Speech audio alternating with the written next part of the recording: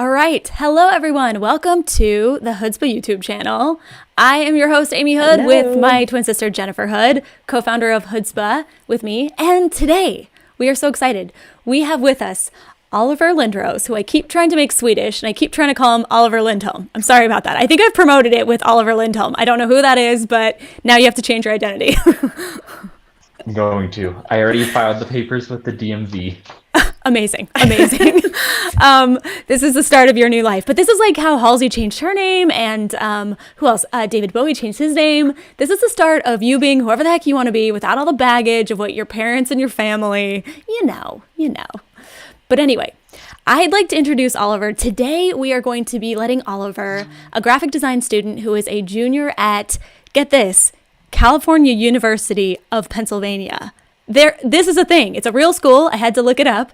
But we're going to let him interview us about life after school, life after graduating, and just we're going to try to answer as many questions as we can. And of course, chat, we'd love for you to weigh in and ask some questions too. But Oliver, how are you today? How are things in Pittsburgh? Good. I'm getting ready to wind down the semester with finals. So I'm excited. I'm excited to have the winter off and just have a good time and design some stuff. Oh, that's incredible. Yeah. Wow. So we asked you to take time off and prepare questions for us, right in the middle of your finals. We are the worst. But a little bit about Oliver. Oliver wrote into us at Hoodzpah. He wrote into just took a shot in the dark, really. And a lot of people wonder, if I send a cold email, does anyone really get it? The answer is yes. And if you're wondering, how can I stand out? How can I make sure that, if I send an email in, I get a response back? Well, can I read to you Oliver's email that caused B, our office manager, to forward in this email and say, we got to talk to this kid. He's hilarious. Okay, it goes, quote, "Hi, I'm Oliver. I'm 21, a Taurus, and I enjoy a simple life. Diamonds, burning money for warmth, and wearing my vintage Gucci fur coat to the supermarket. You know? I'm kidding, well, kind of, but my name is Oliver, and I am 21, and I am a Taurus, but most importantly, I'm a graphic design student. I have been working tirelessly to learn as much about design as I can. The thing that has helped me the most has been talking to professionals, the people who do this for a living and do it well. So if you're willing, I would love to have a simple conversation with you about your process, tips, tricks, and maybe even some ghost stories to help us both get hyped for Halloween." And there's a little bit more, but in short, you guys had me at the first line. It was so funny. So Oliver, we're stoked to have you, and thank you for the hilarious email. Yeah. So if anyone Thank is you so looking much. for a cold email template, just use that one. Just copy it verbatim and then give credit to Oliver down in the footer. Exactly. So yeah, like I said, Oliver is a graphic design student based in Pittsburgh, Pennsylvania. His go-to karaoke song is Party in the USA by Miley Cyrus. His guilty pleasure TV show is extreme couponing, which amazing. And his goal after college for his career is just to wake up every morning and be excited about work. And I love that. That's so cool. So Oliver, I'm going to let you take it away. You ask us whatever you want, and we'll try to give you the most honest answers we can. Ooh, okay. I feel like I have all the power now. I feel like I should create my own CNN show or. Ooh. I'm so excited. Okay. So what You projects need Weekend are you the Update most- map behind you. You know what I mean? From SNL's Weekend Update, you need some, Just constantly things going around me all the time. Everything is always an extreme news update. It's like breaking news, but everything is breaking news. Yeah, that's what we need. Mm-hmm. Okay, so what projects are you the most proud of? All right, Jen, I'll let you take this one. Ooh. Okay, it's usually what you've been working on latest is always the thing you're most excited about. But I mean, it's like everyone always says, it's like your children, so you can't really pick one. That would be kind of shitty. But I do love the projects where it involves something that no one else has really dipped toes into yet. Like we did that branding for Eternova, which is a company that turns cremation ashes into diamonds. And it's like, for an industry like that, there's no like big hitters that are already really well known to that yet. It's like a totally open market that doesn't have any brand like, associations with it yet. So we were able to kind of like do something completely new without having to think, gosh, well, what are the big competitors already doing? Because really it hadn't been done really well yet. And that's what they were hiring us to help them do. So something like that, where it's just a wide open market and you get to define from the beginning those brand, ties that people associate with this kind of industry. That's exciting. And then right now we're working with this company called Sunny, and they make portable bidets. Yes, they do. It's coming. And they're just so funny, and I love markets like that and products like that are just like, it's like, what? And they sell them in the MoMA gift shop. So it's like, that's our goal, you know what I mean, to get to help them with their branding so that their packaging looks so amazing that it would be sold in the MoMA gift shop. And I think that's a big misconception for students is like they think they want to work with like the big brands and the big companies. But a lot of times, like if you're working with an already established brand, you have to follow their brand guidelines. So I think sometimes students forget that if you're working with somebody small or a small business or, a startup or something, you get to define things from the very beginning. And that's something that can often be overlooked when you're like, I want to work on the Toyota campaign at, Saatchi and Saatchi. And it's like, it sounds exciting in theory, but it may not be. It may not be as like creatively rewarding, Yeah, you guys did the first project on Adobe Live, right? Because I think that's how I found you guys. Oh, cool. Oh, interesting. Was that you Yeah, guys we were did. working Yep. on that? Yep, Yep, we that's did a exactly tournament. right. And it's fun to do it on Adobe Live because your clients have this, like, they have to get back to you before the next day. So there's no like, if, him, ha, you know what I mean? Like you really got to get it like rolling. It does kind of put nice constraints so that like you actually, get a product out. Because that's one thing with brand design, like brand identity. There's just a lot of fear and trepidation on everybody's minds. It's like, you're doing something that you hope will last for like a decade, even more. So it's really easy to kind of just like sit on it, just wait because you're unsure. But it's like, you just have to at some point just pull the trigger and start moving. You know what I mean? I feel like brands are one of the things where it's kind of something that you have to establish over time, and it's a huge investment. So it's just frustrating sometimes whenever you go to work on something and nobody wants to make those decisions because they can really impact a lot of stuff. Um, Yeah. okay, so then what was your most difficult project? There's so many, and I think whenever I think about what was the most difficult, it's usually because of a lack of communication. It's usually not like, it's usually never the things you'd think it would be, like, I don't know, something got printed with a typo and there's 2,000 misprinted, whatever somewhere. Although that has happened. Things like that do happen too. But I think when I think back to the ones where I'm like, never again, it's always some sort of like client that was just we didn't communicate well for whatever reason. And so usually after projects like that, Jen and I think, okay, communication is a two-way street. So obviously there's got to be a way that we can get better to where we get the best out of that client or future clients, right? So it's really important to be retrospective on projects like that, especially the failures. Mark Hemian, one of our friends who did a startup called Design Inc., and he used to work at Google. He helped establish YouTube back in the day. He was on the brand team for YouTube.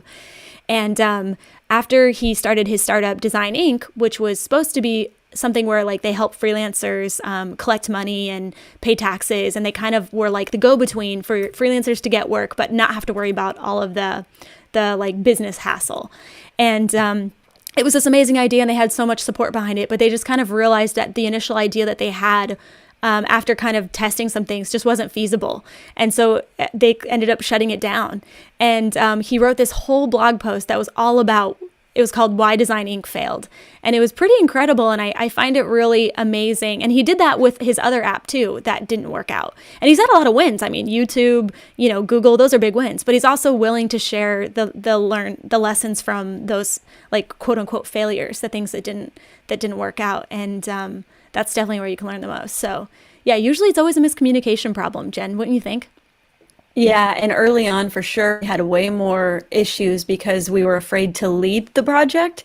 It was very much like, we'll do whatever you want. You're the client. Like, oh, you want that? Yeah, we'll do that. Oh, yeah, no, you're right. That doesn't work anymore. Let's try something completely new. Instead of leading them as the expert, we had this chip on our shoulder. Like, we don't know what we're talking about. Like, let's just make them happy. It's like they're coming to you because they need direction. They're not a creative. That's why they're hiring you. So if you kind of let them just like lead you all over the primrose path, they're not going to be happy because they don't really know how to lead a successful project. And you're not going to be happy because it's just going to keep meandering and you're going to get to a really weird end point because you haven't stuck to the structure of what you first agreed on as the goals and the purpose and, those key foundational elements you have to stick to throughout a project. Otherwise, it goes off the rails. That was one of the things that our professors are really trying to drill into us, is that you have this training and you know what you're doing, so you're not just kind of like a mouse jockey who is doing things. Mouse jockey. That's incredible. Yeah, I gotta remember that. That's so funny. Yeah, if you were, they would just do it. They could pick the colors and everything. Exactly. So, yeah, I think that that's something that I really love about design, is that at the end of the day, you are communicating, and I think that's important. Okay, so something else funny, okay, really quickly, is like, at first it's all about like, you're constantly encouraging students and young people. It's like, stand up for yourself, like ask for what you want. And then at some point you have to be like, okay, whoa, now you're just being an asshole. The client also gets to say, like there's like this weird arc in your career where you're like, you learn to find your voice, but then when you find it, you get a bit too like overeager to be like, listen here, client, you're going to listen to me and that's it. And you kind of sometimes forget that it's like, it's all a two-way street. And I think now I'm realizing like, what is the hill that I need to die on, and where can I actually give my client the opportunity to weigh in and be a part of this, so that when I do need to make my stand, they don't feel like I'm just constantly telling them no. They've gotten their say, and I actually have more power because I've saved my ask and I've saved my, my no for when it counts, But you were saying? So then how do you navigate that then, to find that like careful balance? Jen, you take that one. To me, it's always like, if you've done discovery beginning before the project, where you and the client agree on what's the purpose of this goal or the purpose of this project, like, why are we doing this? Who is it for? What does it need to achieve? And, what are the outcomes that we want to have? If you know those things, then when you're going through it and someone's asking for something, you can kind of in your mind weigh it pros and cons, like, well, that's not going to really make or break our goal, is it? Okay, then they can have that win. But if I know for sure that it's going to make a big impact on our outcome, and I just from gut, my experience or whatever, I'm going to, as nicely as I can explain, like, hey, you hired us because you wanted us to be the experts, right? Well, I'm telling you, this isn't really going to be the best for your target audience, and these are the reasons. And just try and communicate it, and that's what I would want someone to do to me. I would want them to tell me like how to get the most for my money, for sure. Especially if you're paying, if you're paying an expert, then you better listen to them, because it's like, otherwise, why are you wasting so much money? Just go get a production designer and save like, 75% of the cost. Yeah, so that is another thing that they're really training us into doing, is understanding that it's more of a partnership than a service, in a sense. Like, I feel, so they talk a lot about how good designers are ones who put the end user necessarily or before the client usually. And it's because at that point, then you're creating this partnership where you're both working towards a goal, which I think is really nice. Right. Then it feels less like no, and it feels more like, oh, right, yeah, like this is for them, and it's just kind of a reminder of the goal. That's a good idea. What does your design process look like? So for me, it starts with research, and then I go into finding what is kind of missing from an area, and then I establish a feeling, mood board, and then design as much as I can, as fast as I can. So that way I'm not like emotionally attached to anything. And I can make complete garbage, and it's okay because nobody's going to have to see that art board. And then I refine it all down to what I feel like feels right for the project.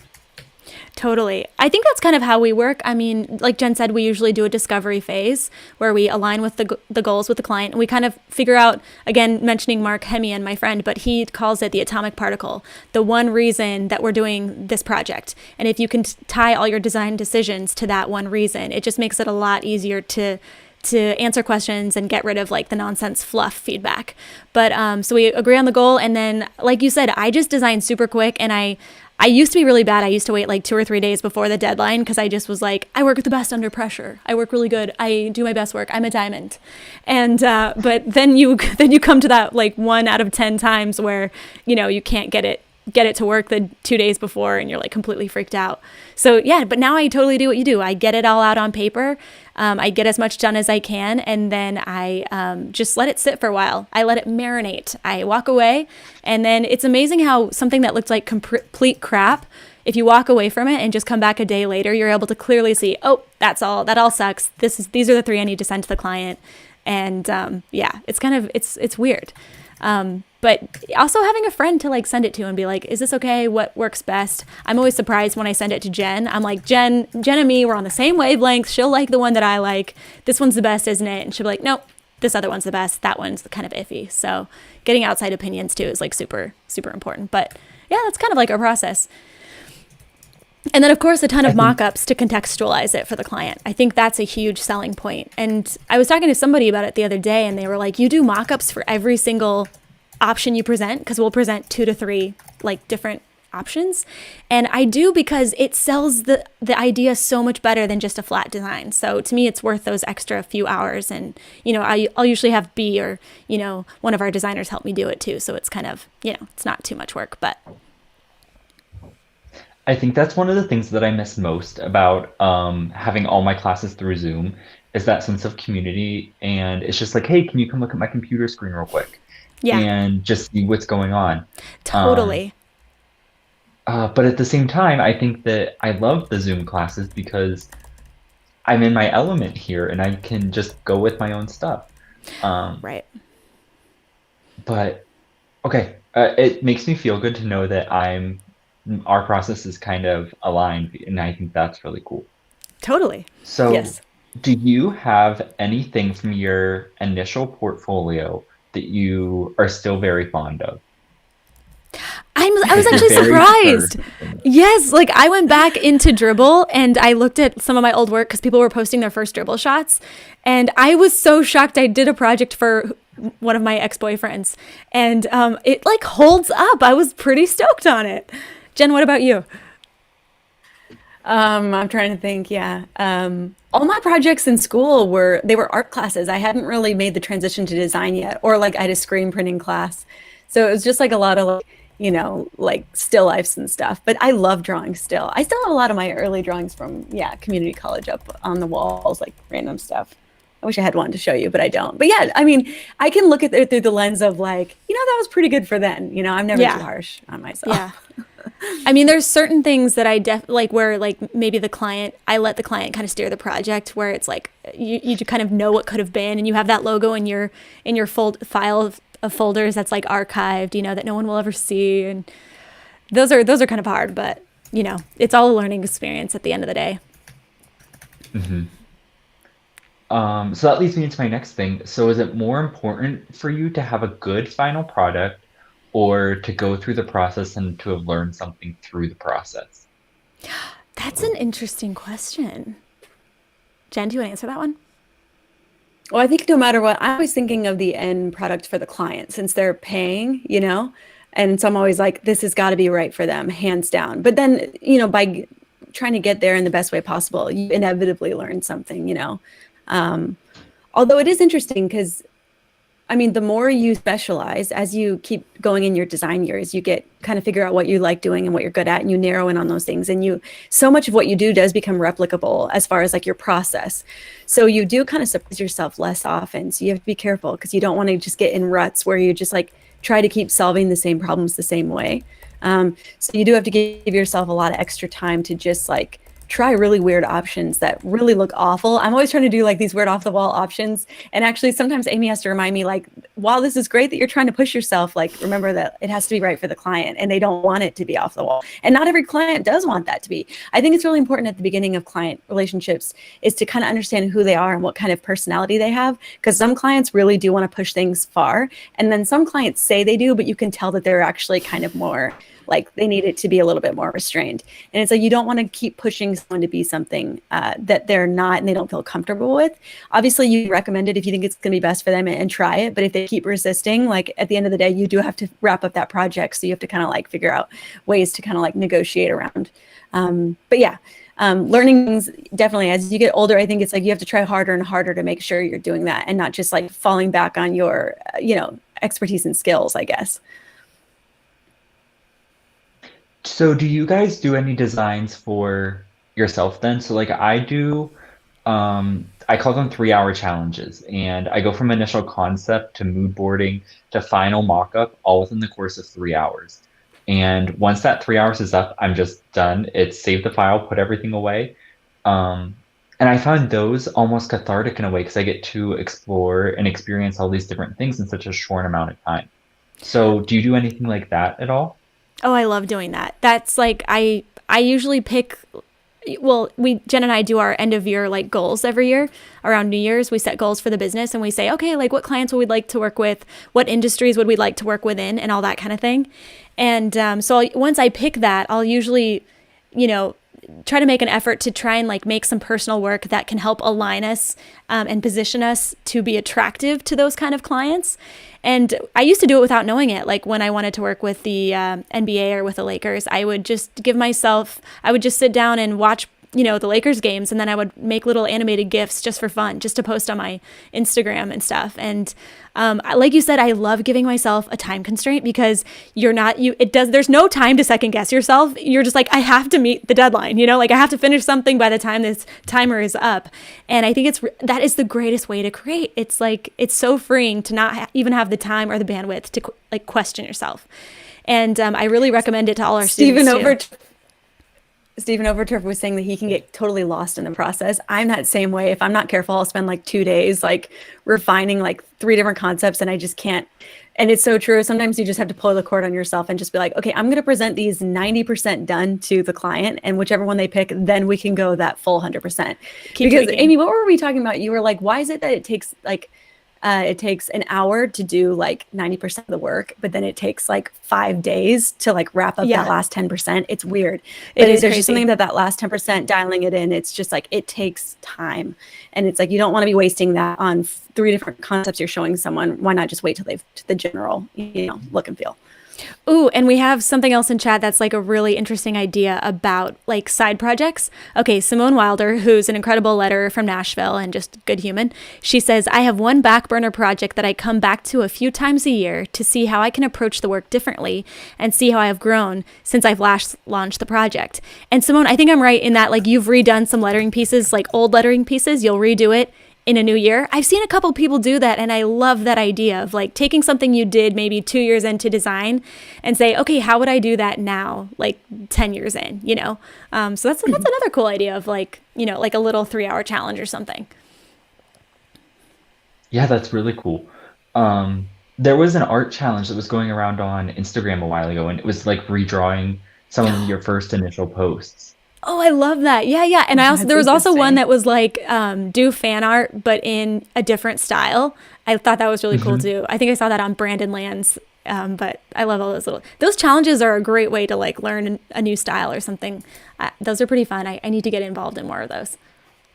Yeah, they're so cool. So when was the first time where you were like, wow, I made it? Like I did that. Oh my gosh. I feel like I have such a weird, like easily stroked ego that like every time the tiniest thing happens, I'm like, we're amazing. It's so bad, but also good because it keeps you going. Like the little wins like feel like so monumentous to me. But like to this day, even just like when we get our new postcards in, that we send out with like our products that we sell, I'm always like, these are gorgeous. These are insane. They're amazing. But I don't know, like a big moment for us would probably be, we got to work with 20th Century Fox, and even though none of our options got chosen, just like the mere fact of like putting the logo on the carousel felt like such a moment. It was like, it felt like a changing of the guard, an entrance into like a new life stage, Mm-hmm. Jen, what about you? I don't know. It's the last 30 seconds covering. Oh, it's buffering? Oh, Oh no, but I'm good now. But anyways, what Amy said. yeah. I think the first time you see your logo in like signage, that's pretty cool.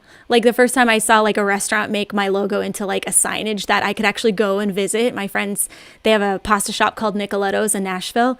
And I mean, I was doing the work for like nickels and dimes because it's friends and I was new as well. And so I was just stoked that they would entrust me with this project, you know?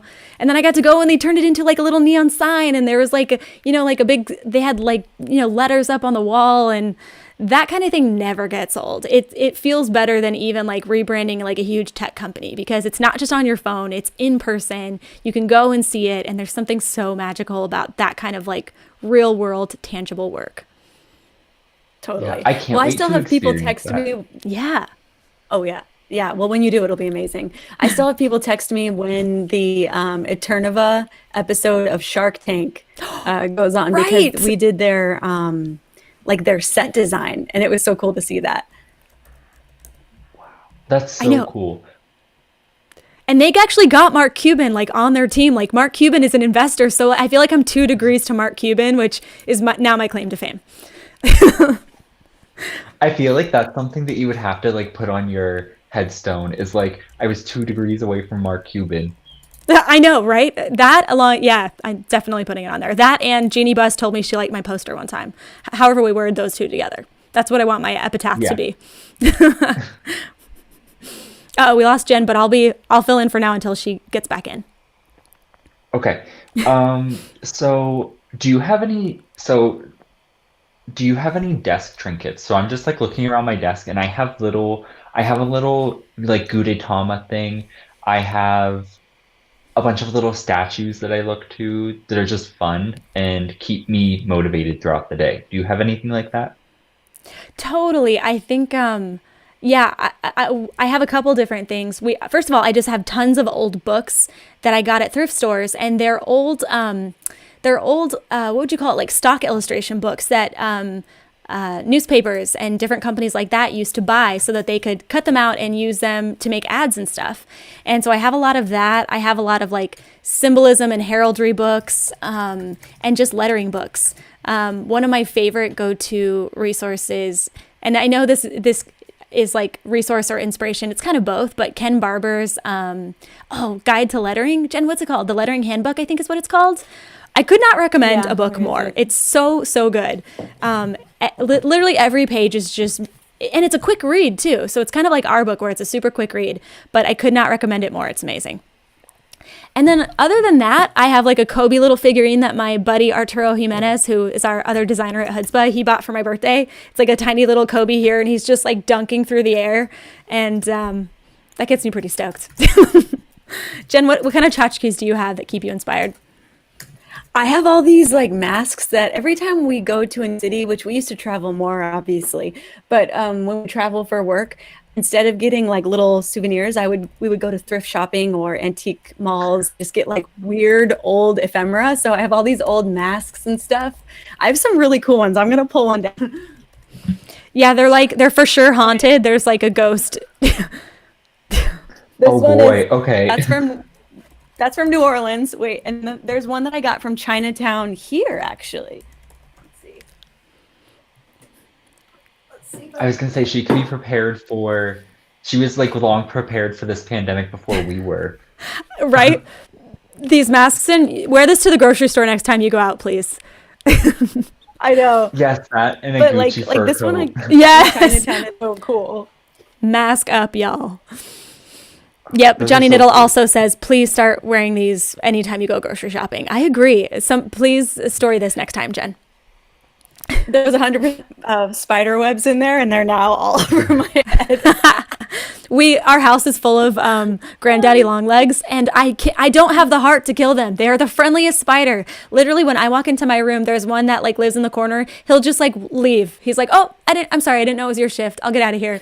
And they're so polite. I can't kill them, but now they're everywhere. We have one in our living room, and my mom and I have affectionately named it Henry. So we like say hi to him. He stays in the corner. He Aw. stays in his area, They're so and we just polite. can't get rid of him. They're the best Yeah, house they're guests. good I love luck. them. Yeah. Okay, so Also, we have what questions in the are chat as well after you're done all. So we'll just get to those after. But okay, we can take those. I have tons of questions. oh, okay. We'll just do two that people have asked a little bit while ago. So Michelle Hansen asked, Jennifer, we'll give this one to you. How do you get over that daunting pressure sometimes that happens when you try to create the perfect logo? Oh my gosh, it never goes away. I'm going to be honest with you. It never does. Because it's something that's supposed to last forever. But at the same time, I don't know. Usually I'll go on Brand New Under Consideration, their blog that wherever they review rebrands, which I highly recommend. You have to pay for it now, but it is so worth it. But I usually go on there and like scroll through and see like all these incredible rebrands and then be really depressed. But then I'll see one that it hasn't broken the mold, but it's so freaking right on for that client. And I'm Right. like, oh yeah, it doesn't always have to be like the best new thing you've ever seen. It just has to be very suitable and well executed for that specific client. And in fact, like there's a lot of rebrands that you see, they've just tried to be cool and they've tried too hard with it. And I'm like, if there's anything that I want to make sure I don't do, I want to just try to be cool. And then like it's irrelevant in about a year, So I think that takes the pressure off when you try to think that instead of trying to please your peers, it's like, what would my industry peers think? Instead, just to thinking, what would my target audience for That's this so client true. think, and be happy with what they think. So true. Okay, so we'll do one more. This one is from Johnny, I forgot to find the name. And if this was you, go ahead and just chime in the chat and I'll give you credit. But she asks, do you guys have any advice for project time management on a project? That's always tough. But when we first started out, we used Trigger religiously, which is like a time tracking app. And we just did it because we didn't know how the heck to quote. We were like underbidding ourselves. I can't even tell you how badly we were underbidding ourselves. How we actually like lived through that first year is shocking. But we started realizing, oh shoot, everything takes like 10 times as long as we thought it did. So we started time tracking and just making sure we were profitable. And that also just helps you make sure, like when you're time tracking, it's a lot less likely you're going to hop over to Instagram or Twitter or something and like get down a rabbit hole because you've got that timer running. And so that alone really helps me. And sometimes I was telling my friend the other day, but I'll just make a little Post-it note and I'll just write down my 3 things that I need to get done for the day. And I'll just like block out the time frames that are my goals for when I'm going to try to work on those. Like 9 a.m. to 10 a.m. is emails, 10 a.m. to 12 p.m. is, client A, take a lunch. And then, client B is after that. And then I usually stop my little time frame at 3 p.m. because I know that there's going to be a ton of distractions. And then that'll kind of get me till 5 if I kind of shuffle things. So that helps me. If at all possible, I try not to look at social until after 1 p.m. because there's just no going back. Like the mental jarbling happens when you do look at it, and then you get I don't know, your mind just like fragments into like all these different areas.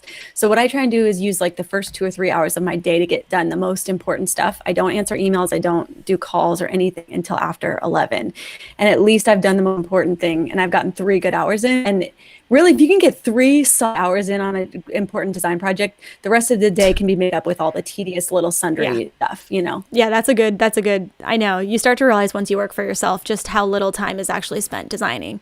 Prax Cruz in the chat says, no lie, I wear an actual stopwatch around my neck to this day for time tracking.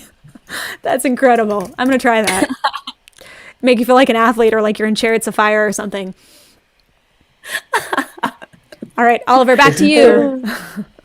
Okay, one last thing. Isn't there that app where you can, it's like, I think there's a tree on it, and whenever you click on it, you put your phone face down, and it's a timer, and I think that they plant trees for every minute that you like don't touch your phone or interact with it or something. I love That's crazy. that. Who's funding the trees? That's I incredible. don't know, but I love it. I remember seeing that, and I thought it was super cool. I think that it was in communication arts, actually. Oh, that's is where awesome. I saw that. Oh my gosh, I love that. I'm going to look. Okay. Yeah, send that to me after. Yeah. So would you ever seriously consider Comic Sans for a project? I don't Yeah. rule anything out. I never rule anything out. I don't like I don't know, like bourgeois design rules and stuff like that. I like skew things I'm not supposed to. I stretch things I'm not supposed to. But of course, I think you have to follow those rules for a couple of years before you can learn how to break the rules like properly, you know? But there's room for everything, I think. Depends on the client and the demographic, don't you think, Jen? Yeah, well, it's interesting. Land Boys, they, redid Stumptown's branding and they used Hobo New, which was like, isn't it Oh No Typeco did it? Or it's on Future Yeah. Fonts. I Oh No forget who designed the typeface. Oh No Typeco, yeah. But it's like, kind of like updated version of Hobo, but it's still Hobo, which I think is amazing. So it's like they took something that was like, kind of like overhashed of a certain era and gave it new life, and everything is cyclical trend wise. So I bet you that there are already Gen Z's students who are using, swirls, or is it curls? Curls, yeah, Curls MT to impressive results. And it's probably for like streetwear brands or something. You know what I mean? Like, it's just like people who are just kind of holding a middle finger to like, the stereotypes of what is cool. It's just like fashion. Everything comes around, like the things that I thought would never come back around, like Jinkos and like that whole thing. Now, I looked at my pants the other day. I kid you not, I was wearing a wide leg trouser, and I realized I'm wearing Jinkos. I realized that it's come back, and I swore I would never do it, but I was doing it in a way. But what were you saying, Oliver? I was just gonna say, Hobo is one of those fonts that I've just seen pop up everywhere recently. Brad used it on Bon Appetit. I love Bon Appetit recipes and those cool things. Those are my thing. But he used it. Bon Iver, the band, they've used it. Right. And I didn't see it. And then all of a sudden it was everywhere. And I was like, what is this? Isn't that funny? I know. Mm-hmm. So whenever you're designing something, do you ever listen to or watch anything? Oh yeah. Yes. Oh my gosh. It's all the time. it's all true crime mystery TV for me. So, and they actually just came out with a new there's a new show on is it Investigation Discovery or Ovation? They're both full of murder shows. But it's called oh shoot. Jen, do you remember what the Orange County one was called? I think it's just like Murders in Orange County. The Real Murders of Orange County instead of like The Real Housewives That's or something. it. And it's Yes. so bad. It's so bad, but it's fascinating, and it's all in my backyard, which is interesting. But I listen to that, and I listen to like My Favorite Murder and Forensic Files, and Dr. Death. They came out with season 2, and it's really good. I recommend it. Did they? I didn't know that they did. Yeah. I love cults. I love true crime. I love everything like that. I love cults. I know. You should make a t-shirt. I love cults. I know. My dream job is to have my own cult. I just want to have my own followers, everything like that. So what are you going to base your cult on? Like, what's your like main thing? That Comic Sans and Hobo are good fonts. Amen. I'll join your cult. Do we get to wear like cool sneakers or something? We have to have a dress code though. Yeah. Okay, we will work on that after We'll work on this. We'll brainstorm. Chat, if you have any ideas, let us know. So when you're creating a font, what's your favorite letter, number, or symbol? Like, what do you look forward to making? Ooh, I know. I already know. Well, I know what you're supposed to start with, but as far as which one's my favorite, it's always the G and the K, because I feel like there's a lot of room for, especially there's a lot of room to get fancy. And then S is obviously like the problem child. You know what I mean? Yeah, I saved the S to the very end, and I'm like, no, I don't want to do it. Yeah. My favorite are probably also the ones with like tails or like little like ligatures that you can kind of play around with and make something really unique and interesting. And also like if you can shove an ampersand in there, then yes. I want that. Oh, yes. Those are hard too. But I told Aim we need to make a new like version of Wingdings or whatever it is, but like pretty much a font that is all glyphs. Zap dingbats. Like, that would sell. Yes, but it's like Hudspe or Hoodbats. What it would be. Oh my gosh. Hoodbats. I want that. Yeah. I don't know how to do. I still don't know the rules for like making fonts and like doing revival fonts, you know? Like I need someone to explain to me like what you're allowed to do, what you're supposed to take, what you're supposed to keep, cuz I would love to do a dingbats to me, like it just redo. all seems like copying. Yeah. It's yeah. not though. Anyways. Apparently it's very loose. The rules. Yeah. Yeah. I had no idea. I was going to say that I look forward to, so for one of my projects at school, we had to create our own font. And my favorite thing was the ampersand, but I got lost in it for days because I was like, it doesn't look right. The curves, they were funny, they were weird. But it was such a fun time, the whole entire time I was working on it, I had such a fun time just looking at it all. And sometimes you get to the point where you're like, what was this supposed to look like to begin with? Like you get so it's like when you say a word too many times and you forget how it's actually supposed to be said. It's like that. And it's really easy to get lost in the weeds for sure. I look at references a lot. You know, it's like there's only so many ways you can write certain letter forms. So it's like it's totally okay to kind of see like, how do other people do this again? How can I make this my own? You know, what can I take and use, and you know, what do I feel like I hate? At least it's like a good place to start, you know. hmm What are some skills of a good designer? So not professional, just designer themselves. Professional will be later. Okay. I think you have to have a bit of an ego, I think. I think most artists do, most creatives. Like you have to kind of be able to like drink your own Kool-Aid a bit, right? It's like I think that's why people like Leonardo DiCaprio or like artists like that they're not embarrassed about like going full bore, you know? Or even like Sacha Baron Cohen, you know, like people who are so willing to almost in any other circumstance might look like a fool, but you have to be willing to go that far to like potentially make something unique and cool. And especially when it comes to like, if you're trying to promote yourself and get work and like get clients, like it pertains in that way too. But I think, yeah, just having a bit of that ego to where you're like, I can make something cool and I can make something that's worth people looking at. What do you think, Jen? Yeah. Yeah, totally. I guess it's just like, yeah, even if it's manufactured, you have to learn to communicate your idea in a way that wins people over. Yeah, you have to be Because able to one get thing's for people sure, when you're stoked. presenting an idea, by the time you've gotten there, that's not the time to have second guesses. That's the time to you just got to go all in at that point and be like, you know what? You got to be like the guys selling the monorail from The Simpsons. You just got to sing your heart out about this concept. So If I it think takes a that is, musical that's the number, stuff. do it. Exactly. If it takes what are those suits called?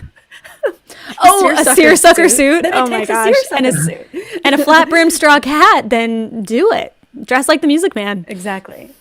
Exactly. No, but I think it is. It's soft skills, which is not only being confident in yourself, but having enough empathy and understanding But to he's know what saying the client is need. he specifically said for design. He said not a professional. He just said to be a good designer.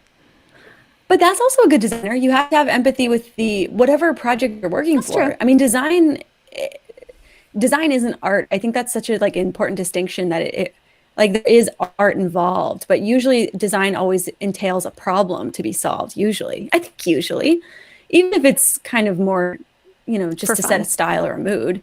And yeah, so I think you have to be kind of like you have to have enough soft skills to like understand what people need and want and how to speak to them in those terms when you're presenting it, I guess.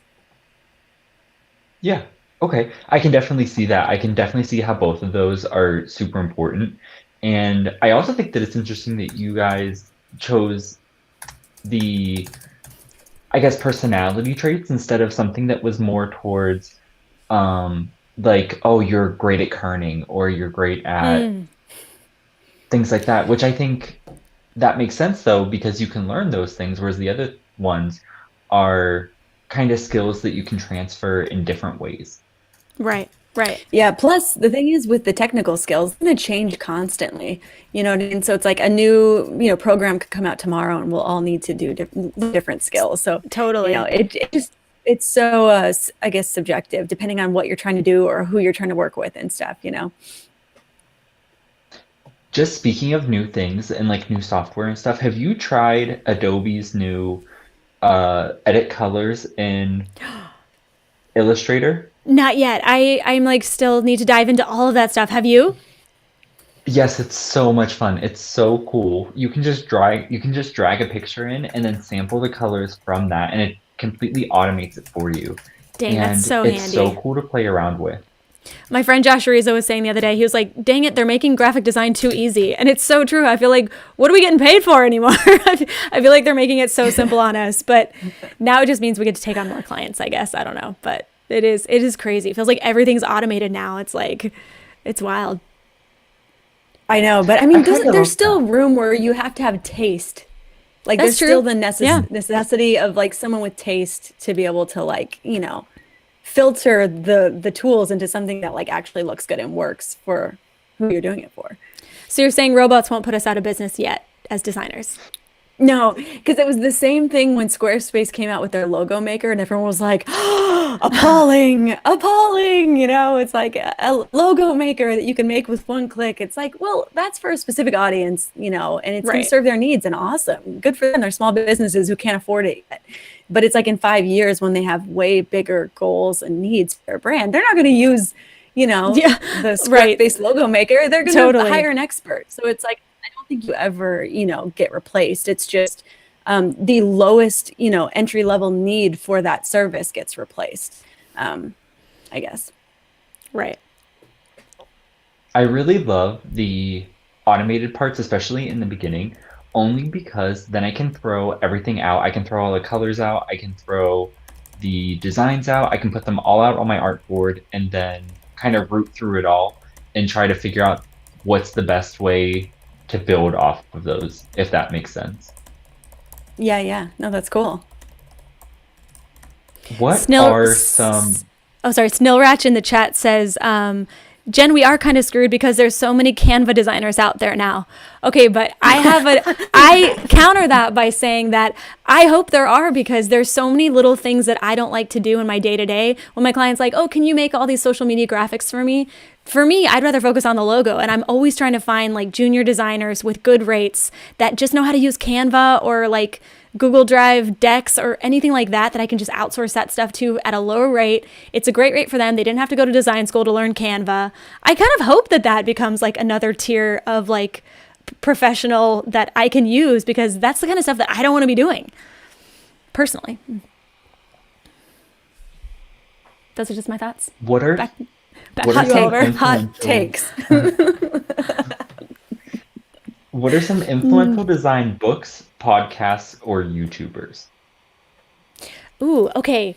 As far as YouTubers go, I think obviously everyone always says it, but Chris Do, if you want to know about business, he gives away the farm. He gives away so much free gosh. advice.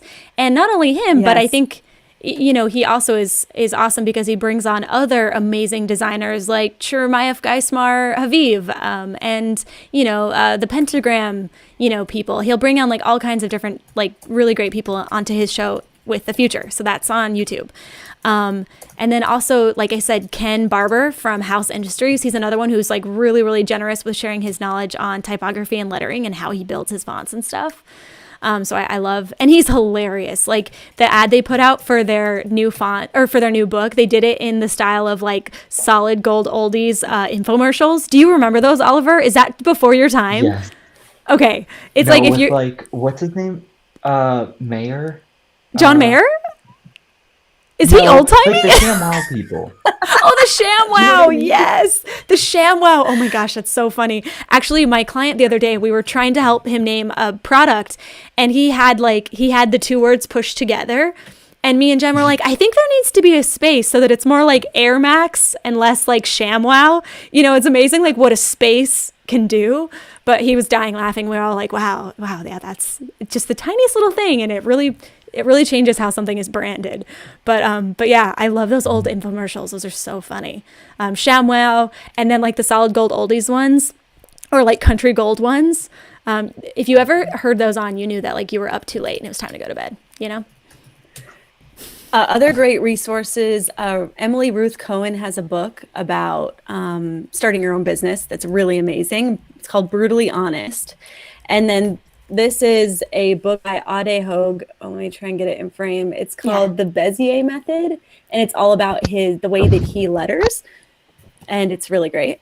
I hope he still has those in his shop. I know he just did like a limited run. Another person who's doing lettering books is Kyle Latondra, another one who's like super generous with his advice and information. He helped weigh in on my font, and it was just so kind with his time, and I really appreciated that. So he's another cool person. And then for podcasts, actually, the girls at Weekend Creative, who they're like a branding and photography studio, they just started a podcast, and I can't wait to listen to it. It's called Per Our Last Email, which is the most hilarious title. Per my last email. Yeah. It's the most passive aggressive thing you could say to a client, but also you have to say it all the time. Have you guys looked? Do you guys know Kel Lauren at all? Oh, I love her. I follow her YouTube. She's great. Yeah, I love her videos and I get lost in them for hours. I've rewatched the I think that she did Sparkling Water. I've rewatched that one so many times. Yeah, I Yeah, watched the it's Harry just so Styles much one fun. recently. Yeah, it's so good. Mhm. She's so personable. We're Instagram friends now. I really like her. She's like, and I love her makeup. I'm always like, do a makeup tutorial. Yeah. So, what's a Stephen place Overturf, with sorry, your I'm just chiming in. Stephen Overturf says, listen to the Deeply Graphic Design cast, especially podcast, especially the Test Pilots episode. That's and the one Andy Steven J. was Pizza. on. Yeah, those are more good ones. Yeah. Yeah.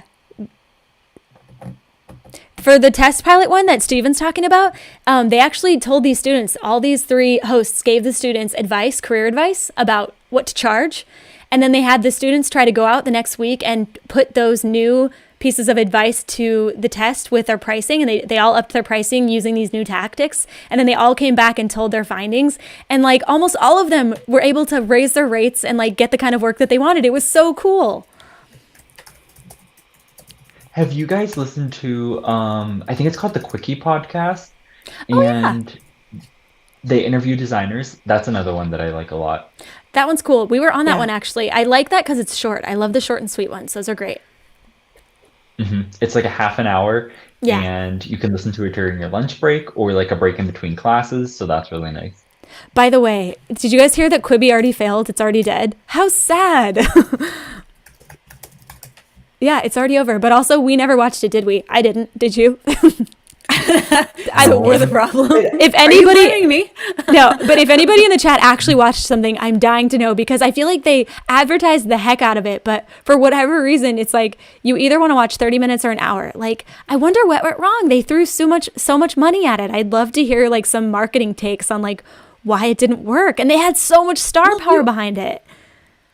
If you only have 15 minutes, I Because feel we're like you're on Instagram or, or TikTok or, Totally. you know what I mean? Like you're not going to invest in a story that you care about, that you want to like keep up on. I think it's like they underestimate how much we invest in our television. We care, okay? We can't just do it in 15-minute increments. We need time. Oh my gosh. I think that's true because like now I go on, if I have to like wait for something or if I'm like in the tub and I just want to like relax for a bit, I just get on TikTok. And then of course, like an hour later, I always end up being like, I'll just watch for 5 minutes. And then that little video pops up where they're like, excuse me, ma'am, you've been watching too long. You should take a break. You know that video you get? I'm like, this is humiliating. I have no control. I know exactly what you mean. I get sucked into the YouTube hole, but then I also get sucked into like TikTok for hours at a time, and I'm like, oh wow, my phone just went down 40% in this sitting, and I'm like, I should get up. Right? I know you're like, oh wait, it's been 2 hours. Right. I know it's crazy how much I go down a hole on those. So, what are places where you find inspiration in non-design things? So that's a little complicated, but like for me, I love shipping labels. They're so utilitarian and so there's a very clear hierarchy, and I think that those are so inspiring. So do you have anything like that? Wait, so what kind of shipping Yes. labels? Are you talking just Okay. like ShipStation or tell me more? Or like the fragile sticker? No, like whenever you get a package, like the stuff that they scan and it has like your name on it, it has the return address.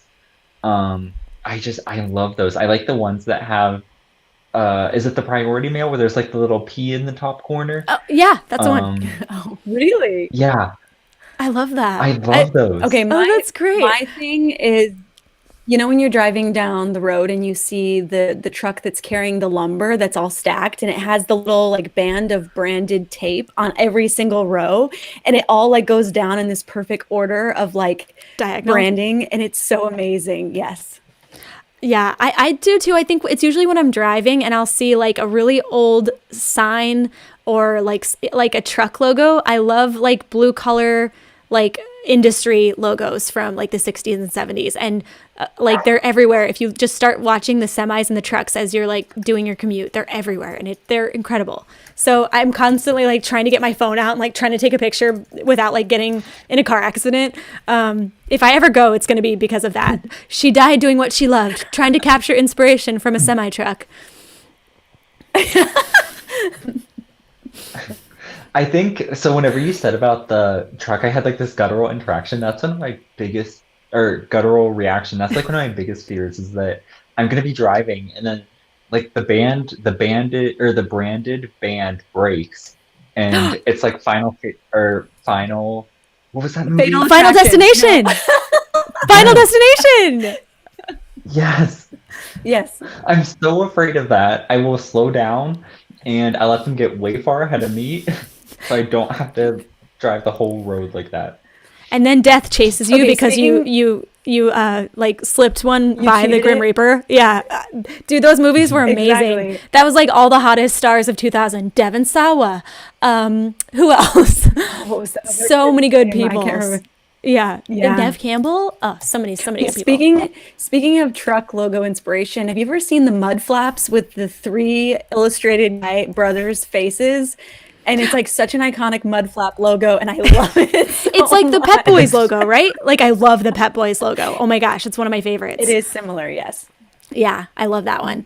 Also the Maersk one, it's like Maersk, and it's like a shipping container logo, so you see it a lot on semis. That one's also incredible. It's just like a big blue asterisk, and it's incredible. That's another thing that's really cool is shipping containers. I would love to live in one. Have you guys? I also get absorbed into house tours constantly, and it's like people talking about how they created their homes or things like that. And shipping homes are so cool. They're all so different from each other. They can be very nice inside. They can be super sterile feeling at times, but not in a bad way. So I think those are super cool. Yeah, I think that, I like to try and look at things, outside of just like practical design. And it's hard to do. It's hard to like take notice of like form and shape and things like that outside. But I've been trying to like train myself to do it more recently. I've learned recently that I'm actually like very non-perceptive to be a creative person. Like this morning, my other sister and I were wearing the exact same outfit, and she came out and she's like, "Oh my gosh, we're twins." And I'd already talked to her like 3 times that day. And I was like, I don't even know what you're wearing. I couldn't tell you what your hair was like. If they blindfolded me and you were like held hostage by like, kidnappers, and I had to tell them what you were wearing to get you free, you would be dead. And I'm like, this is horrible. How am I so like not aware of the world around me? It's not good. So how are you cultivating creativity during the pandemic? Ooh, that's tough. And I've been feeling the weight of it. Have you, Oliver? Like I felt like at the first I was okay. I felt like at first I was like, oh, I've been training for this my whole life because I've always worked from home since we've run Hoodzpah pretty much. But then like as it kind of kept going on, and especially after summer was over and it wasn't as easy to like go outside and that kind of stuff. I don't know. And it's cold and it gets dark early. Now I'm just like, I don't know. I've definitely kind of gone into hibernation mode creatively a bit. And I feel like now I'm in the mode of where I'm like, okay, I can be creative in different ways, which is like baking and things like that. And I think I might try to start sewing again. I used to like customize my own clothes and stuff. And I was like, that'd be kind of like fun to try to do again. Something that's creative, but that's not actually tied to design in a way that I feel like a failure if people don't like it, Mm-hmm. What about you, Jen? So what do you like to bake? Ooh, what do I like to bake? Oh my gosh. Okay. Number 1, trifles. Trifles are the easiest gateway baking item you could do. It's a British thing. It's cake. It's cake, pudding with booze in it. Another kind of cake, another kind of pudding with different kind of booze in it. Fruit. And more then fruit, berries all in between. Yes. berries all in between. It's delicious. Like, I don't know why they haven't made it on a Great British Bake Off yet episode, because maybe it's like too easy. Maybe that's why it's like the dummies thing. But it's the marijuana It's pretty of much, baking. No, it's the salad gateway. of baking where you just like get a bunch of stuff and then you just throw it together in a bowl, but it's so amazing. Okay, somebody in the chat named Ragoom, welcome Ragoom, we're glad to have you. They say, as a Welsh person, I sadly don't like trifle. How do you not like trifle? Ragoon, please explain yourself to me. But first we need to know if Ragoom even likes desserts, because there's those kinds of people as well. And that would be a clear tie to why.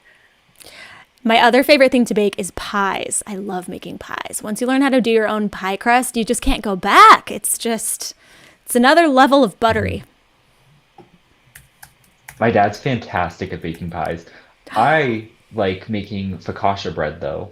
Focaccia bread is my favorite thing to make. So you're good at making breads. So easy. Is it easy? Okay, so share a recipe when you're done. I'll send it out on Instagram or something. But I've been trying to learn how to do breads, as most people have in quarantine. Everyone's like doing sourdough starters and stuff. But I had like a monkey bread fiasco and I lost like my confidence. So I need to get my mojo back. So if the focaccia is easy, definitely send me the recipe. Yeah, the focaccia is super easy. The only thing is that it depends a lot on like the humidity and your altitude. So you may need more or less flour just depending on where you're at. See, that's where I always get messed up with baking, is like I'm so scared to like go off book, and like if it's not in the instructions, I don't know how to like improvise. I don't know how to do the jazz of cooking, where it's like, it would be great with this. Like, I don't know how to do that yet. Are you good at that? Are you good at like making stuff up on the fly? No, but I'm into cooking TikTok. So there's like stuff constantly, and I found this one where you add different herbs and things to the top of it and you can create designs. So like I like to do landscapes sometimes of different herbs and little cherry tomatoes and things like that. So it's super easy and it's super fun, and it takes all day. It takes a couple hours, but I'd it's imagine. really nice. It's a very cathartic process. Ooh, that's good. Okay, I'm going to send us a recipe, and I'm going to save that for a day when I really need it. Yeah. Okay, Miss Fat Pigs has a question. Where do you see Hudspe going 5, 10, 15 years from now? For me, Amy, you it's... first. I was actually in a text thread. We have a text thread going with some friends, Jed Bridges, Josh Ariza, Charlie Waite, Josh Hemsley, and a couple other people. They're just like local Orange County people that we hang out with sometimes. And everyone in the chat today was like talking about like the first job they had out of school and how much it sucked. Like one was working at an agency, and they were like, I learned I never want to work at an agency because it's so much work. And then the other person was like, yeah, I was working at a studio, or like a small studio agency, and they wanted to make me a partner, but I realized that there was no room for growth as far as like profits go. But I think I was playing devil's advocate to that, because of course that's probably the case as far as like a bigger agency with a lot of overhead. But that's why Jen and I we want to keep Hoodzpah small, because it's amazing how much profit you can make when you keep things small and you keep your overhead low. Because, at that point, we're kind of just, people are coming to us to use just me and Jen and our team, like our trusted team. It's not like, 100 different designers and you don't know who you're going to be working with. And so we're able to, slowly increase our rates every year as demand goes up. And it's kind of just like, how much are people willing to pay us? Of course we want to be fair, and we try to work with people so that, it works for them. But also we're allowed to set the prices. And as long as people say yes, like you really can continue to grow in a pretty cool way. So I think that's kind of what we're doing. We're kind of doing it the way of like John Contino or people like that, they are the brand, they are the company, and you pay to work with them. So that's kind of what I see us doing. But what about you, Jen? Well, also, I think we've just realized that with services, you do kind of max out on what you can get. And if you aren't going to grow your team, like you obviously have a limited amount of time. And even if you max out what you can charge people, there's still a ceiling there, because it's based on time and, returned services. So that's why we've been focusing more on our product side. And it's like, those are things that we can scale really big without really changing our team size much at all. Right. And so I definitely want us to focus more on our typefaces and get like a legit foundry going at some point, that has, 10 to 15 faces on it, to where it's like it could be a destination and people could, have enough variety. And then also just, working on our like templates and resources and things like that, where, you can just scale the marketing and get a much huger audience than what relies on your limited time and effort much, Totally. I agree. Yeah, I think it'd be really cool to start figuring out like our typefaces more and things like that.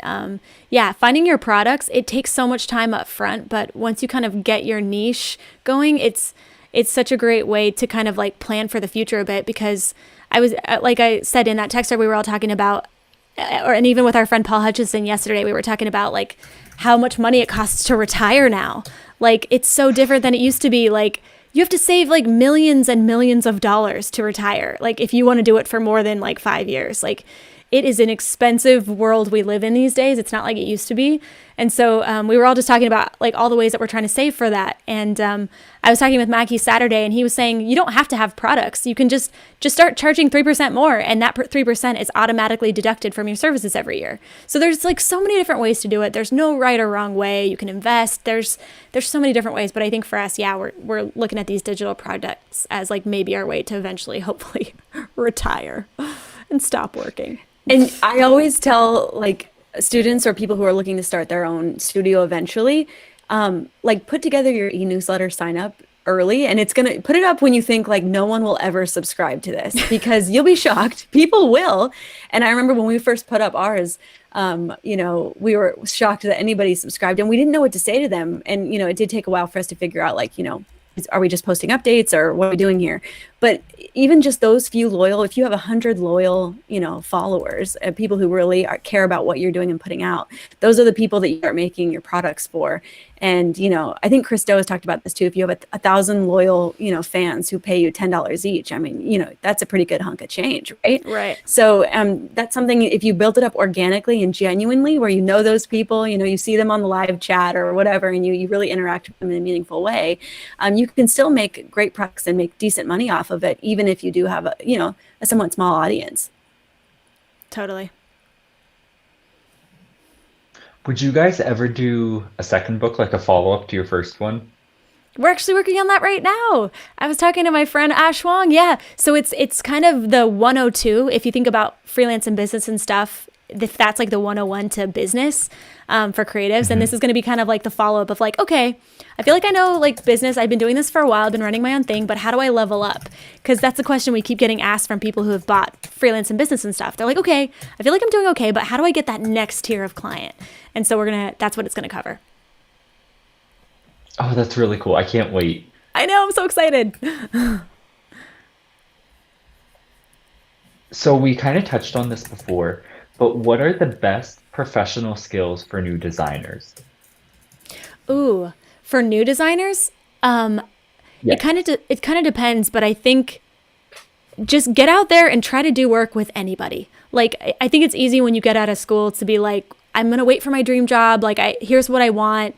And I think it's good to have goals. It's good to be picky, but at the same time, it's better to have any work experience than none, because as much as school is amazing and as much as they try to prepare you for the real world, nothing compares to actually working at a real job. It just doesn't. So getting any kind of experience under your belt and just listening and taking it all in and just learning as much as you can, and from the file structure that they use to save all of their files to, how they speak with clients, how you're supposed to email your clients. Like, those are the kinds of things that you're going to pick up that you just can't learn in school. It's not till the rubber meets the road. So get any kind of work, even if it's not glamorous. Keep doing your side thing, but just start taking it in and listening and learning and being aware of how it goes. Ooh, and Totally. Prax Cruz Cruz has a good one. Yeah. Yes, drop your ego at the door, 100%, especially when you're younger and you go into that first job, or really at any new job. I think it's like respectful to just go in and be ready to listen a lot more than, talking. And once you have the lay of the land and you understand, okay, what's going on here? What have they tried? What is the ecosystem? Then you can start inserting your ideas and trying to add to the conversation. But not that you should be afraid to speak or anything. I think there's two kinds of people who blow into a job and think that they have, kind of the right to just like tell everybody what's what. You've been doing it wrong for the past 10 years. Let me tell you how it goes, like that kind of thing. Right. And then you have the people who go in and I think remain a little bit too timid too long. And there's a bit of the chip on the shoulder and the imposter syndrome kind of thing. You kind of have to know your personality type and maybe usually most people have to overcompensate, based on what their personality type is, and kind of like, be aware of how your coworkers are responding to you. If you're not really getting good feedback, you got to think, okay, what's wrong with this dynamic? Like, am I coming on too strong, or is this just a bad work environment for me? But definitely when you're younger and you get that first job, don't feel so beholden to them that you aren't still looking around and keeping your portfolio updated. I think a lot of young designers kind of, and we were like that, you kind of feel like, oh, well, I'm not good enough yet, so I'm just going to like wait till someone tells me that I'm ready and then I'll move to that next Totally. job. But I think always be kind of like looking for that next thing, because nowadays it's not like, our parents' generation where like they stayed at businesses for like 30, 40, their whole lives. Totally. Nowadays, like your average career span at a company is like 3 years sometimes. I mean, I don't know if that's good or bad, but I just, just to give people an idea, like you don't have to keep staying somewhere just because they hired you. Yes, do your best there, put in your time, do right by that company, but also remember that they're not going to look out for you like you will. And so you do have to kind of always be looking for what's next. Yeah. So would you say, just to like sum that up, it would be to make sure that you go there to learn something and you're receptive and listen to things, but at the same time, you kind of watch out for yourself? Is that a good way to put it? Or Yeah, how would I think- you put Yes. that? I think that's totally it. I think like give yourself the time to like take in what they're doing so you fully know like the picture. And it's easy to be like, oh, this old fart doesn't know anything. Like I'm on the cutting edge, baby, of like what's cool. And it's like, yes, you are, but they can teach you things that go so far beyond taste and style that is like can be so handy. But then also knowing once you learn the full picture and you actually gain their trust and they know, oh, this person's for me, then you can find the holes where you're like, oh wow, this could really be improved, and they actually don't know about this thing that could actually really streamline this part of the business, or I have this great idea for this client. So it's like, basically just win trust so that when you do actually find a way that you could be helpful and bring something new to the table, you've garnered some, you have the backing and you have the support of your fellow coworkers to speak up. Okay. I will definitely work on that. I have to work on my delivery for some things because I've been told during critique days that I can be a little harsh sometimes. Oh my gosh. So I need to work Are you on that. savage? I'd love to hear you in critiques. Oh my gosh. Ugh. It's like, do you remember what was the show that Naomi Campbell was on? And there was somebody who was walking, and it's like America's that Top walk Model? is diabolical. Yes. Or, no, was it? I don't remember, but it was like that walk is diabolical. I'm basically like that in critiques, which is my biggest flaw. Oh my gosh, I love it. That's amazing. You're an art director in the making. Just give it time. It'll become useful. What are some ways that students can develop professional skills? So you said about like going out and finding any work that you could do because you kind of have to experience that. But what are some things that somebody could do like right now if they're a student? I think also meetups. Oh, and I think besides that, do your own personal projects. Trevor Gerard was just in the chat, and he was saying like, your side things can turn to main things if you do them long enough. But you would be shocked at the things you can learn if you just one day say like we did our pin company where we made enamel pins, and I really wanted to learn how to do die cut packaging from scratch. And so I just made one. I just started cutting stuff out and drawing stuff, and I just made it. And guess what? Now I know how to do packaging, and I can put that on my website. You know what I mean? So it's like. And of course, I ask a lot of questions to friends and mentors and things like that. But when I see someone who has like taken the time to like find something they're passionate about, make a product or make a project about that, I already know, wow, this person has probably learned a lot from that. They have the ability to find and cull knowledge. They're not waiting for someone to just tell them how things work or what to do. They're actively seeking knowledge. Yeah.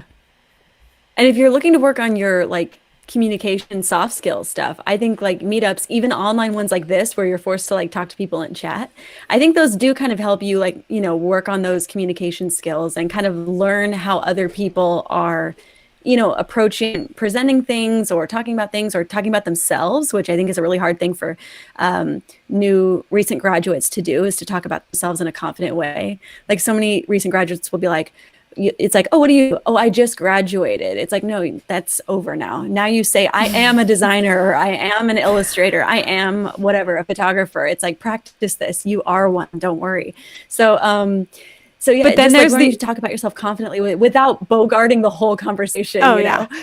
But because then there's the opposite student who's like fresh out of school 1 year, you go to their website portfolio and they're like, internationally renowned designer, and it's like locations in New York, London, and Sweden, and you're like, what? Like I can guarantee you that's not true. Like, how are they saying this? They have an aunt in Stockholm, they have a cousin in New York City, and they live in LA. You know what I mean? Like, it's just don't go that far. There's like some sort of sweet spot in the middle.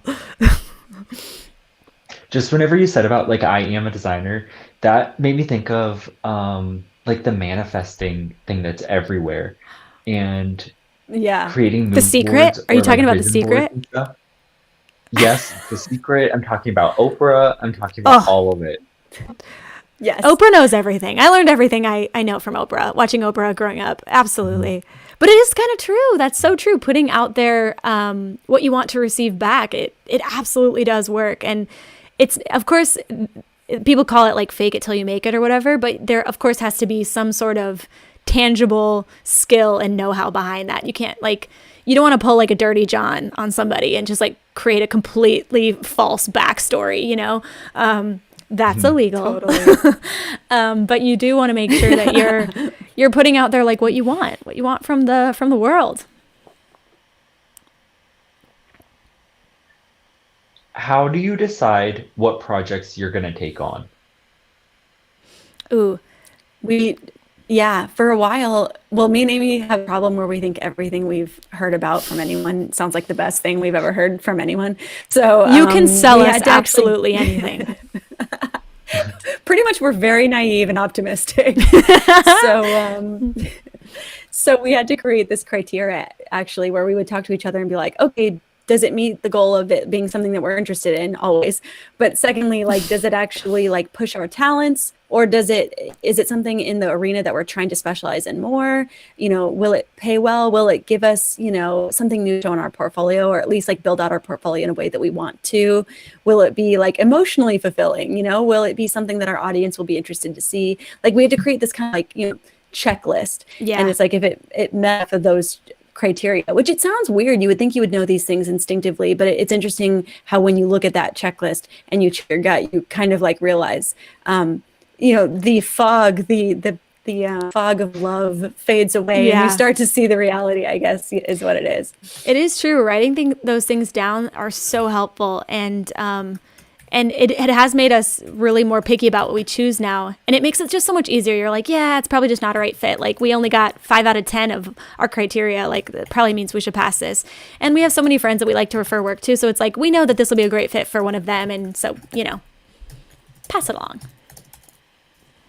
Yeah, so it's not something where you're just kind of like abandoning the client. Instead, you're directing them into somebody who might be more invested in helping them. Would you say? Absolutely. Yeah. And I think that's it's like, look out for people, and it's amazing how that will come back for you, because we've had so many clients who we've referred on when we just didn't have the time or the bandwidth, or it just didn't feel like a right fit. And they've come back later with like bigger budgets, different projects that were the right fit, and they just remembered that we took care of them, and we didn't just say, nope, sorry. It's like, and I just know that when I'm like trying to call like service providers and they're like, sorry, we don't do that, and they just hang up on you. I'm so thankful when they're like, actually, there's someone that I can give you the name of somebody who I actually know who does that. It's like, why not help somebody out? Like, it comes back in the end. Mm-hmm. Yeah. Okay, I have a question from Ragum. I'm looking to take the step into project management, creative direction a bit more. I'm sort of doing it in my current role anyway. Would you say having a qualification would be something you'd look for, or is experience enough? And when you say qualification, Ragum, do you mean like having some sort of a certification, or like that kind of thing, or that you've done that role before, like as a full-time role, or I think really either of what you've said, you would probably be fine. Like if you can prove that you've done it on projects and it's been to good success, especially if you have like testimonials from those clients or even from your coworkers, then you can say you've done it before, and if I can see verification of that, then I'll probably be interested in you for that. You know what I mean? If I was like a fake person trying to hire you, is what I'm saying. But yeah, definitely work experience is important. And I think that's more important even than some sort of a certification or something. Like I don't even look for school history anymore. Like I'm looking for, what is the portfolio work and their previous clients, what do they have to say about them? That's what I'm usually most interested Or in. previous work experience. I think that's also very telling too. Yeah, Yeah. exactly. Yeah, for sure. So Oliver, as we have about 10 minutes left on our stream. Did you want to do rapid fire and then we can do some Q&A from the audience? Yes, that sounds perfect. Okay, so Coke or Pepsi? Coca-Cola, hands down. I've been a brand loyalist from hands day down. one. Pepsi, when they say that people do the Pepsi challenge and that blindfold taste testers choose Pepsi, in what city? I'd like to see the actual findings. I just don't believe it because Coca-Cola is hands down so much more delicious. If it doesn't make my eyes water on that first sip, I don't want anything to do with it. Papyrus or Comic Sans? I'm going to say Comic Comic Sans because I like the bold. Yeah. Photoshop or Illustrator? Illustrator. Photoshop is my nemesis. Illustrator. Yeah, I'm slowly learning Photoshop because they've made it more like Illustrator, thank goodness. But I'm slowly getting into textures and stuff. I've been using some like True Grit Texture Supply action packs and some from Retro Supply Co. And I'm like, oh my gosh, this is incredible. I'm so late to the party. But definitely Illustrator is my boo. Cake or pie? Pie. Pie. Cherry pie. Blackberry pie. Okay. Digital or print? Print for me. I love holding something. Yeah. Yeah. Yeah, Print. print. The sea or mountains? The city or mountains? No, the sea. Like the ocean. See, we Oh, have the the ocean. best of both worlds here. That's We don't true. have to choose. We're in Southern California where the mountains are right here and the water's right here. And that's I why know. we're here. I love where we live. It's like it can be snowing in the mountains and then the next day it'll be like 80 degrees and you can go to the beach. It's insane. It's like, I love it. Never leave me. Okay, you guys were doing that coloring book, right? I am. As soon as I get off this call, I'm going to go keep working on it. I am so late. I'm trying to get it launched before Thanksgiving and I need to get the files to my printer. So Book or movie? movie. I'm such a TV and movie junkie. I Me never read. too. Do you I remember literally in never the read. Do you remember in the 2010s whenever it was like, I don't have a TV? And it was like because they were so above us all in their Yes. literacy. Well, I never jumped on that bandwagon. And also, it's just like television is so good right now and movies are so good right now. It's just like, how can you deny yourself? Yeah, and Tia Sam asks, what are our favorite shows right now? Okay, I'll tell you right now, my favorite shows are Dark. We're watching Dark, which I know we're a little bit behind on, but the German Netflix show, it's so good. And I'm watching this show on, I think it's Masterpiece Theater on PBS, so it's like, like Downton Abbey style stuff, but it's called The Durrells in Corfu, and it's like 1930s British family living in Greece, and it's so charming, and if you want to forget the woes and the worries of today, I highly recommend it. Cursive or print? For me, cursive. I have beautiful pen. Jen, You do, Amy. Mine is like a doctor who, I don't know, has been handcuffed for 10 years, just got loosed and is trying to write something down. We weren't taught cursive in school. We were taught how to write our name and that's it. Wow. So did they just go straight to, they also taught us, what do you call it? Like typing. They taught us typing. Like they were training us all to be secretaries, but I'm so thankful that they did because it's come in so handy. I can type without looking. We were taught typing and then speech to text. So like speaking into a microphone and then having it appear on screen. You were taught that? That's crazy. That's so cool. It was really interesting. Okay. Yeah. Amethyst or rose quartz? Ooh. For me, amethyst, green amethyst. It's so I'm not pretty. gonna lie, I don't Okay. know what colors those are. I go like gold plated everything so that I can just match everything because I don't. Yeah, Helvetica or Futura? Futura. Futura all day long. Futura. I love Futura. I like it because it's a bit more retro and it feels a bit more like the hand painted signage in like, like London or from like, like the 20s or something. It just feels a little bit more personality, less cold. Okay, last two. Blackwing or Ticonderoga? Okay, now explain what these go to. What are these? What is this? Is this a font? Ticonderoga is Oh, a it's pencil. pencils. What's a Blackwing? Blackwing It's those pencils. the ones that have the little flat erasers. Ooh. Um, they're like the Rolls Royce of pencils. Oh, that's so funny because I compared my pencil that I use. It's the Pentel P915 or something. It's like the yellow ones, the yellow mechanical ones. Yep. I compared that to the Ferrari of pencils. So now I have to try yours and we have to do like a blind taste test essentially. Yeah. And then pecan pie or pumpkin pie? Oh, I'm Pecan. torn, but I love pecan pie. I used to think it was disgusting growing up, but it's an acquired taste to learn how to stomach that much sugar. Yes. I love it. It makes me so happy. There's so much sugar. It's so sweet. It's so good. Actually, I'm going to make one for Thanksgiving now. You inspired me. Oh my gosh, that sounds incredible. Yeah. Okay. Yeah. Thank you for that. Oliver, thank you so much for joining us. This was so fun. And do you feel better prepared for life after school? Was this helpful at all? What do you think? Yes. Yes, I'm gonna go back and I'm gonna watch it and very vigorously take notes on everything that we talked about. I'm excited. This kind of reinvigorated. This gave me the inspiration that I was lacking because of everything that's happening. It's getting dark at 5 o'clock now. So I feel inspired to do stuff, and that's exciting. That's good. So And I thank got to you. say, your work's incredible. awesome. I looked you up before we got on here and I love your style, everything. So I feel like I can't wait to see like what you've gone to do after school and all that. So stay in touch, keep us posted. We'd love to stay in touch. And thanks to everyone in the chat for hanging out.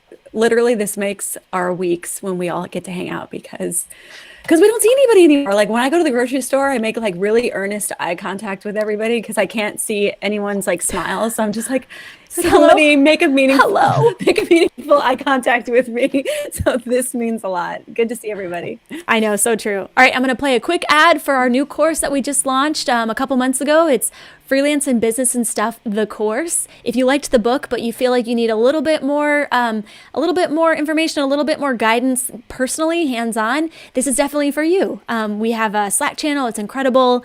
Everyone is so active in there helping and just giving all sorts of different perspectives besides just us. And so if you're interested, definitely take a look at that. I'm going to play that ad real quick like. All right, you all, we're getting down to it. Pricing. Contracts are your bodyguards. They are the Kevin Costner to your Whitney Houston. Passive income. It's the dream. Project workflow. How do you find your product? This is biz dev, baby. Clients. Do we love them? We want them. What the heck is a retainer? Branding yourself. We're talking about positioning. Setting up your business.